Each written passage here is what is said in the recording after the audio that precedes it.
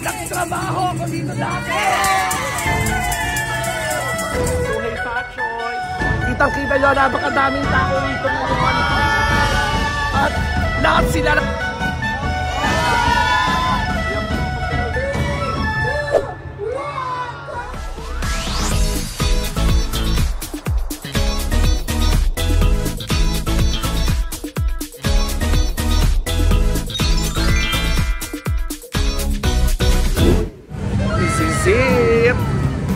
We are here now sa Binondo. Hindi ko pala na-off yung waist. We're here sa Binondo. Palakad na kami. Siyempre, dadaan muna tayo sa Binondo Church, aka San Lorenzo Ruiz Church. Ayan na, medyo traffic na kasi. Ayan, dami-daming tao. Tingnan nyo naman. Ito naman. Jollibee.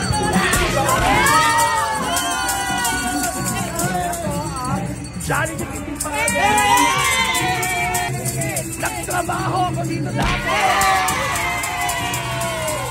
Galing ako 1989 to 1990, nagtrabaho ako dito.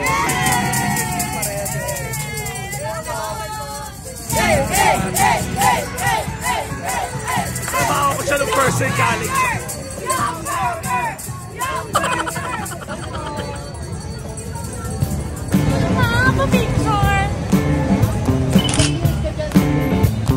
Ano, bago mag 6 months, mas nirecommend nila ako sa Jollibee Escolta. Nalibot ko itong Binondo nung araw 9 to 1991 kasi after ko mag-work sa Jollibee Quintin Paredes, nag-work naman ako sa Jollibee Escolta. Sa Jollibee Escolta, na-assign ako sa nagsisimula na yung delivery. Bisikleta lang ako ng mga orders. So naakit ko lahat sa mga opisina rito sa Binondo. Sa bangko na sila. Ay, Lol. Ay, sa'yo niya mo. Nasigit na. Uy, na tayo, Kelly.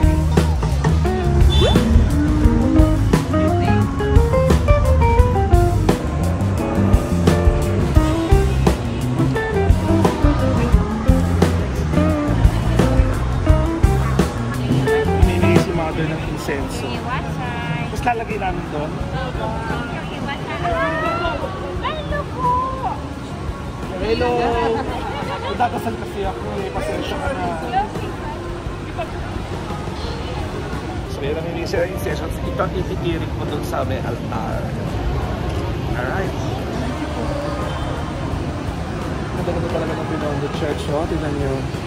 AKA San Lorenzo Ruiz Church. Siyempre, pinangalan sa ating first Filipino saint. Kasi si San Lorenzo Ruiz, di ba sa Binondo nakatira? Yes. O parang Chinese-Filipino siya eh. Mami, para saan po to? Mag-wish kayo po. I-wish. At titirik namin doon. Yun pala.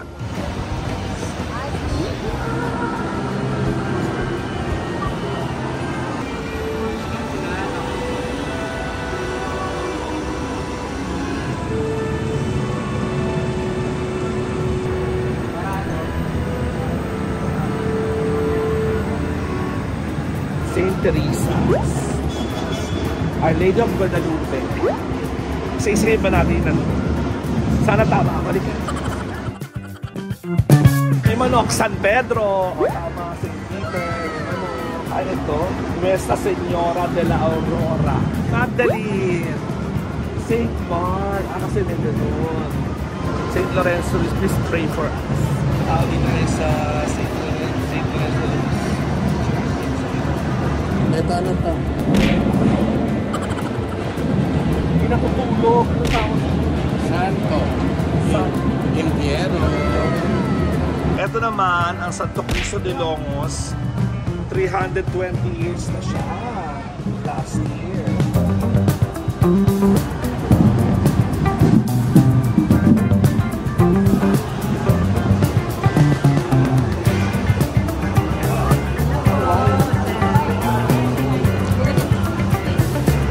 She pa picture.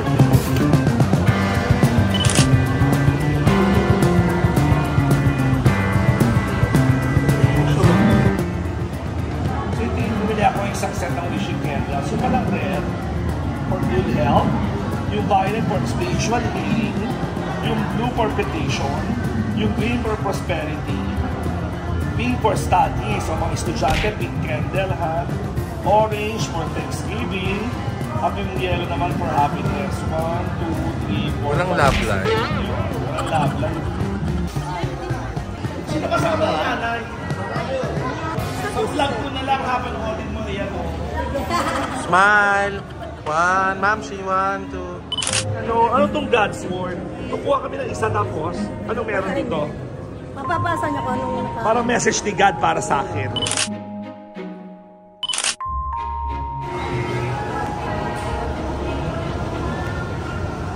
Ang nakuha ko, happy those concerned for the lowly and poor, when whose fortune strikes, the Lord delivers them.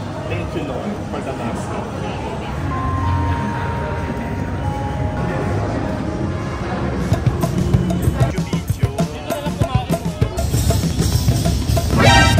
Dito na pala to.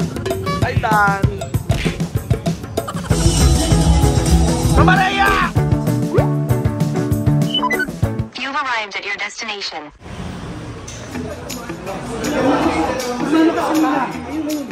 Yan, kung hey Pachoy! Kung hey Pachoy! Kung hey Pachoy! Dinner kami dito ngayon sa Ilang-Ilang. Dito kami lagi kumakain. Nandito kami. So tapos na kami kumain dito sa Ilang-Ilang, our favorite restaurant here. So medyo mura siya. Sarap-sarap ng kinain namin. Ngayon, papunta kami doon sa tapat mismo ng Binondo Church, ng San Lorenzo de Ruiz Church. May parang plaza, no? May Changi ngayon. Sa friend pala namin kay Bobby, siya nag-organize ng Changi na yun. So dadalawin namin ngayon yun. Patikirin niya ako mga, food bazaar siya. So mas pagkain kesa sa mga damit or anong item. Tuloy-tuloy ang ating Binondo adventure as we celebrate the Chinese New Year. Ayun na, ito na yung Changi. Yung Binondo Church sa kabilang side. Ito yung sa gitna.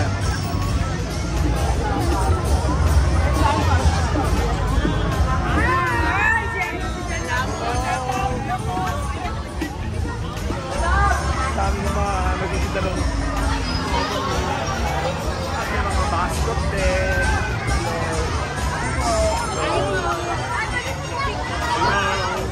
Parang pagoda lang.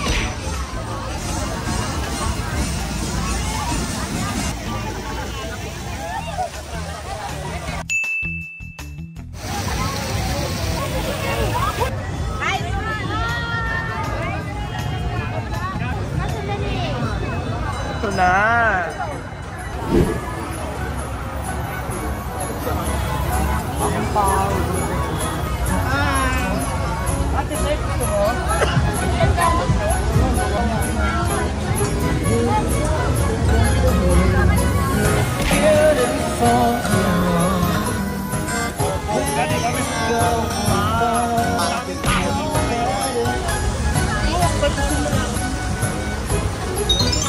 Paano ba ang tindahan nyo? Saan? Ay, hindi ko nakita. Sorry, Nel. Si Juices. Ano yung mga juice nyo, ate? Watermelon. Ay, melon. May green. Ay. Blue. Ano laman ng blue lemonade? lemon po siya ng kulay ng May ganun man lemon. Parang mas gusto ko yung melon. Melon ako. Ayan, titiban natin yung melon. Eto si Bobby. Siya yung friend namin na nagmamanage ito. Yung mga bazaar mo ba, Bobby, may tawag? Kalye Commercial. Check nyo yung page. I-like nyo, Kalye Commercial. Lahat ng bazaar mo ang pangalan, Kalye Commercial. Yung Kalye Commercial, iba-ibang lugar yon. Iba-ibang lugar. Gusto ko malaman, paano mo malalaman kung saan may piyesa nandun ka? Para gano'n. Hindi naman, saan maraming tao. So, yun yung etong nandito ngayon sa gitna ng, ano ba, anong park na to sa Binondo? San Lorenzo. San Lorenzo. Plaza San Lorenzo. Plaza San Lorenzo. Ito lagi nandito tong food bazaar mo or Chinese New Year. pag Chinese New Year lang? So, mga ilang linggo ka rito, 1 week? 1 week lang. Paano mo napipili kung sino yung mga pupwesto? Do you call them o sila natatawag sa'yo? Meron kasi kaming parang org or group. Tapos every time na may mga schedule kami, pinopost namin doon. Tapos yun, kung sino yung gustong sumali, malapit sila sa area na to, yun na, contact sila sa amin. Pero pag gusto namin maghanap ng venues, meron kaming location hunters. Sila yung naghahanap. Sir ba tao dito, ito yung traffic, ganyan. Tapos alam mo, man ako ng lugar, kukontak nyo ng City Hall, or yung barangay ba o City Hall yung dumadaan? Barangay, City Hall, mall, park, so iba-iba. Dahil pag ganitong nasa park, Barangay lang. barangay Kasi, permit. Ang partner namin dito si Manila Chinatown Business Organization. Okay. Ang isang tanong ko, ako laging tanong ko yan sa mga food park, di ba parang minsan parehong drinks, parehong barbecue, okay lang ba yun? Dalawa sila, tatlo sila sa isang food park? Paano mo pinipili yun? Paano mo dinidivide? Or down by, di sila magkatabi? Paano nun? Sa akin, meron akong number of tents or number of tenants. Pag 10, no duplication. Sampu lang. No duplication. Ayan ayan, ngayon ko na nalaman yan. Pag 10 lang pala na tent or kiosk or booth, no duplication. Pag 11 to 25, pwedeng mag-duplicate. Sa'yo lang yan, sa rule mo lang yan. Sa akin yun, sa Okay. commercial. Tapos kapag 26 to 50, pwedeng 4. Pumapayag ba sila? O may iba, ay ako, gusto ko ako lang yung barbecue. May mga ganun, yung iba nagla-lockout sila. So, gagawin nila. Ibabayad, oo, dapat Ibabuy out. exclusive yung bayad nila. Mas kumbaga premium sila na sa buong food bazaar na to, sa buong food pa, ikaw lang barbecue. May dagdag silang bayad sa'yo, ganun yun? Naka-per stall pa rin. So kung ang anong presyo ng dalawang stall, yun pa rin ang babayaran nila. Tapos magbibigay lang ng discount. Kumbaga, bibili niya yung store kesa ibigay sa katulad ng barbecue, halimbawa, bili mo na lang para sa'yo pareho. So magiging malaki yung booth niya.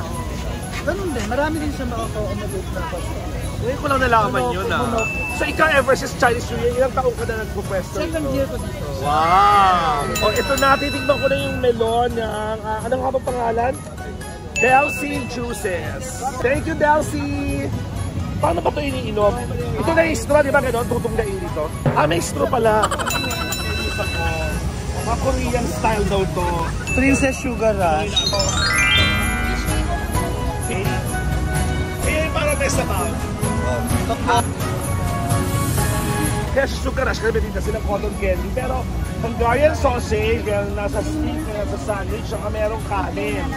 Last day na tomorrow, sayang. Pero at least, alam nyo na dito sa San Lorenzo Ruiz Park, sa tapat lang ng Binondo Church, every Chinese New Year, ito mga food bazaar na to, ng ibang klase yung mga tinda. Eto na, sa cotton candy nagsimula ang Princess, ganun ba yun? Kasi yun ang pangalan niya, follow na lang yung Hungarian tsaka yung mga Korean. Hindi man natin yung cotton candy nila. Actually, uso pa kayo yung cotton candy na nakalagay sa cup. Hindi ko lang kung bakit. Sila daw ang pioneer. Sarap. Ang tagal ko hindi nakakain ng cotton candy. Thank you, Princess Sugar Rush. At hindi naman natin yung tanghulo. Explain ni Alde kung ano yung tanghulo. Ay, yung fruit. Anong luto? Nilalagyan ng sugar coating, parang sugar, parang yan, caramel, di ba? Sugar. Tapos pinababad sa ice. After itong ibabad sa habit, binabad naman sa yelo para lumamig. I guess tumigas, no? Sakto lang. Matigas nga. Crispy outside, pero yung inside naman. Siyempre medyo maasin yung strawberry. Magtamis yung labas dahil nga binabad sa caramel. Thank you! At kaya ko pa ba?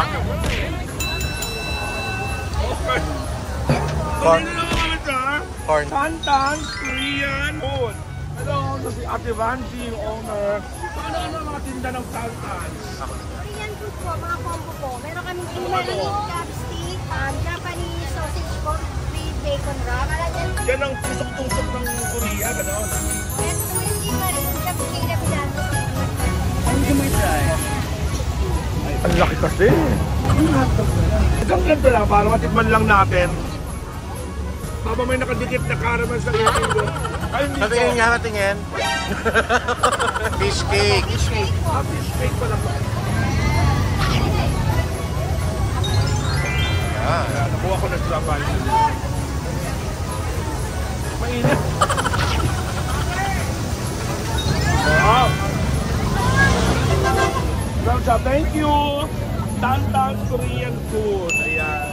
Ano mo sila? Dito naman kami sa Fresh Lemon. Ang bongga ng tinda nila kasi makikita mo muna, nakaano siya nasa baso sa buo-buo. Ito iba-ibang assorted fruits. Tapos kung ano yung pipiliin mo, yun ang ihaano nila. Biblen, hinahalo pa kayo maliban. Ano ba ilalagay habang biniblend? Milk, ano pa? They want sugar. Ayun. Pero maganda rito kasi, kita mo yung ano yung iinumin mo nung hindi pa siya nabe-blender. Thank you, Fresh Lemon! Yan.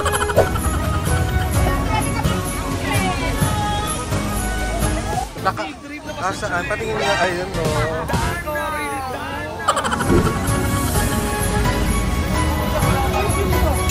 Eto na! Andito kami ngayon sa Victoria's Empanada de Ilocos. Ayan. So itong recipe nyo ng empanada from Ilocos talaga to. Tama ba kapag sinabi Ilocos Empanada ang nilalagay ng longganisa? Diba? Always yung longganisa nilalagay. Ano kapag Ilocos Empanada kulay orange talaga yung rice flour. So nilalagay ng konting gulay, tapos nga ito yung nilalagay din longganisa. Kasi iba ngayon, uso na may cheese, may itlog, di ba? So gusto ko malaman, kuya, Ilocos Empanada ba? Iba-iba ang lasa? O pare-pare? So itong Victoria's, may sarili kayong...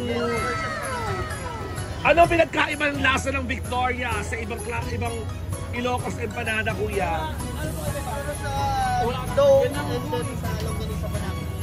Sarili nilang timpla yung longganisa nilalagay nila at saka yung rice dough na ginagawa nila na pambalot.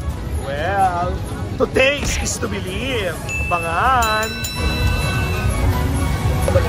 Basta mauna naman yung double tapos nagpapawis.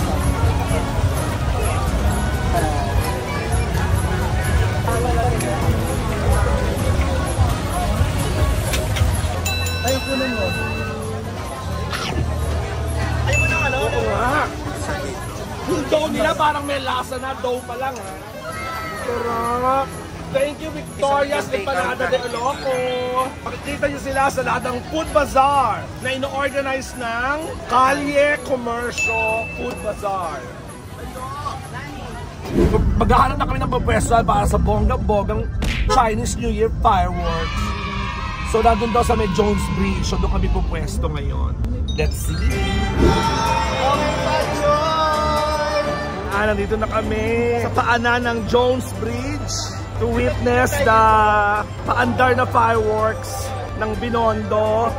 Ano kaya to? Barangay or Binondo? Tsaka parang yung mga Filipino-Chinese yata nag-organize din ito eh. So, ito na, malapit na tayo sa paanan. At kasama pa rin natin siya, diba, ang Team Sweet. Kitang-kita nyo, napakadaming tao dito ngayon. At lahat sila nagkagandahan sa akin. Maganda po ba ako? Yan po ang sabi ng sambayanan. Na magandang-maganda daw po ako. So dito na kami ngayon sa gitna ng Jones Bridge. Napakadaming tao. At dito tayo na ipupwesto kasi dito sa side na to ang fireworks. Paano tayo makakapunta doon? O okay na tayo dito.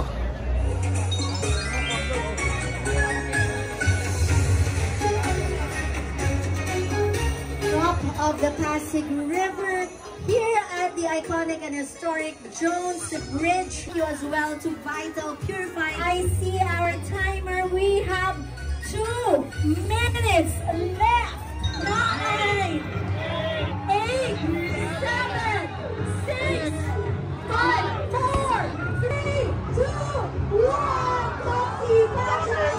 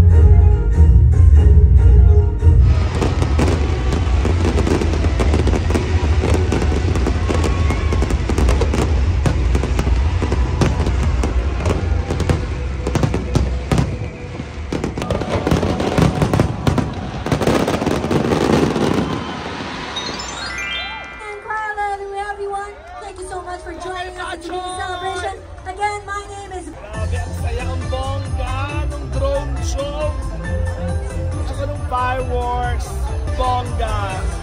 Congratulations sa mga organizer ito sa City of Manila, sa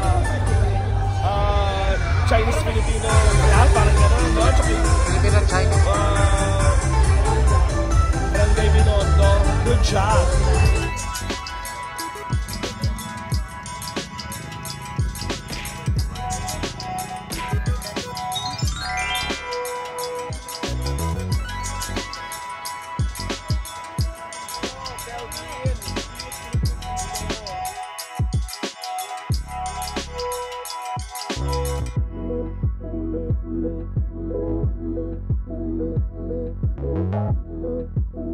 Thank you.